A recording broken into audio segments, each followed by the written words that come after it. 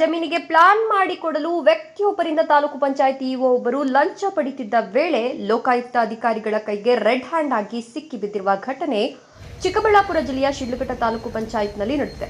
Sidlaghatta taluk panchayat EO Muniraju Lokayukta ಬಲೆಗೆ ಬಿದ್ದ ಅಧಿಕಾರಿಯಾಗಿದ್ದಾರೆ. ಶಿಡ್ಲಘಟ್ಟ ತಾಲೂಕಿನ ಜಂಗಮಕೋಟೆ ಹೋಬಳಿ ಘಟ್ಟಮಾರನಹಳ್ಳಿ ಗ್ರಾಮದ 39 ಗುಂಟೆ ಭೂ ಪರಿವರ್ತಿತ ಜಮೀನಿಗೆ ಪ್ಲಾನ್ ಮಾಡಿಕೊಡಲು ನಂಜೇಗೌಡ ಅನ್ನೋರಿಂದ 2 ಲಕ್ಷಕ್ಕೆ ಬೇಡಿಕೆ ಇಟ್ಟಿದ್ರಂತೆ. ಅದರಂತೆ ಇಂದು 1.5 ಲಕ್ಷ ಹಣ ನೀಡಲು ಮಾತುಕತೆ ನಡೆದಿತ್ತು.